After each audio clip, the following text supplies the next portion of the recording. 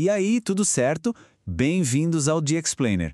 Hoje a gente vai mergulhar numa pergunta que parece simples, mas é bem complexa. A escola, essa instituição que todo mundo conhece, ela nasceu para iluminar a cabeça de todo mundo ou para controlar as massas para uma elite se dar bem? Se prepara porque a resposta talvez não seja a que você está esperando. Para começar, vamos botar uma coisa na mesa. Olha só esse contraste. Nas sociedades tribais, o conhecimento era tipo uma ferramenta de sobrevivência, sabe? Todo mundo compartilhava. Mas aí, quando a civilização apareceu, a coisa mudou da água para o vinho. O saber virou um privilégio. Ficou concentrado na mão de pouquíssima gente. Entender essa virada de chave é o segredo para entender todo o resto. Então, para a gente sacar a origem da escola, a gente precisa primeiro voltar no tempo, para entender o mundo que criou essa necessidade. O mundo que estava passando por uma transformação radical. E tudo começa aqui, ó, na Revolução Neolítica. Pensa só, a gente parou de viver perambulando por aí como caçadores e coletores e começamos a plantar. A gente se fixou no lugar e pela primeira vez na história começou a sobrar comida. Esse excedente foi a faísca que acendeu tudo, permitindo que surgissem as cidades e uma sociedade com um nível de complexidade que nunca tinha existido antes. E o que acontece quando a sociedade fica mais complexa? Pois é, ela se divide. Aquela vida tribal, mais ou menos igualitária, já era. A sociedade se partiu em classes bem definidas. De um lado, uma minoria que mandava em tudo. Os governantes, os sacerdotes. Do outro, a grande maioria que, bom, produzia. A igualdade tribal virou peça de museu. Certo, a sociedade se dividiu. E aí, como é que se organiza essa bagunça toda? Bom, com essa nova estrutura surgiu uma máquina para gerenciar tudo, o Estado. E olha, isso não foi um caso isolado não, foi tipo uma onda. Num período super curto da história humana, brotaram grandes civilizações nos rios da Mesopotâmia, do Egito, da Índia, da China, e o mais curioso é que todas elas estavam enfrentando exatamente os mesmos desafios de organização. Agora, faz um exercício de imaginação. Se coloca no lugar do governante de um desses novos estados.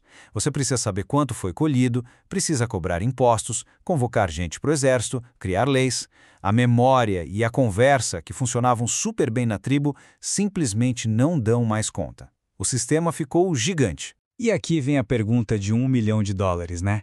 Como é que uma elite tão pequena ia conseguir gerenciar essa máquina enorme e, claro, manter todo mundo sob controle?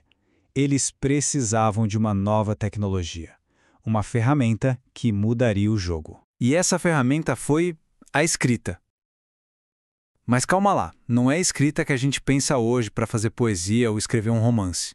A escrita nasceu com um objetivo muito, mas muito mais prático: ser a principal ferramenta de gestão do Estado. E ela não surgiu pronta, claro. Foi um processo. Começou com desenhos literais das coisas, os pictogramas. Depois evoluiu para representar ideias abstratas, os ideogramas, até que veio o grande pulo do gato, a escrita fonética, que representa os sons da fala. Aí sim, ela se tornou uma ferramenta absurdamente poderosa para registrar qualquer tipo de informação. Pensa nisso. O primeiro poema deve ter levado séculos para ser escrito. Mas o primeiro registro de imposto ou de saco de grão foi quase imediato. A escrita não nasceu para a arte, nasceu para a contabilidade. Era literalmente o software de gerenciamento da antiguidade. E aí, no mundo onde 99% das pessoas não sabiam ler nem escrever, dominar essa tecnologia não era só uma habilidade, era poder, puro e simples. O poder de registrar, de administrar e, principalmente, de controlar. E esse poder, obviamente, foi guardado a 7 chaves por uma elite minúscula. Eram os escribas no Egito, os magos na Mesopotâmia, os mandarins na China, os brahmanes na Índia. Eles eram a ponte entre o governante e o povo, os únicos que sabiam operar essa tecnologia da escrita. Ok, mas como essa elite garantia que esse poder e esse conhecimento ficassem só com eles, passando de pai para filho? A resposta foi a criação de uma instituição novinha em folha, a escola. É exatamente aqui que nasce o que a gente chama de dualismo escolar. A educação não foi criada para ser um elevador social, muito pelo contrário. Ela foi desenhada para manter cada um no seu quadrado, criando 2 sistemas de ensino completamente diferentes. E a divisão era gritante. De um lado você tinha a educação da elite, que rolava nos templos, nos palácios. O foco era aprender a escrever, entender de leis, tudo para formar os próximos governantes. Do outro lado, a educação do povão. Acontecia nas oficinas, nos campos, em casa. O foco era aprender um ofício prático para formar bons trabalhadores e soldados. Então fica bem claro que a ideia não era estimular o pensamento crítico ou o desenvolvimento de cada pessoa.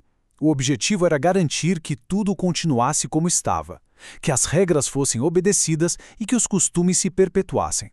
Resumindo, era uma educação para manter a ordem. Tem uma citação de um papiro egípcio que, nossa, é um soco no estômago e resume tudo. Um pai aconselhando o filho diz: não existe profissão em que você não receba ordens a não ser a de escriba, porque é ele quem dá as ordens. Cara, nada mostra melhor o poder que a escrita dava. Ser letrado era pertencer à classe que mandava. Beleza, a gente já viu como a escola nasceu lá atrás. Mas e aí?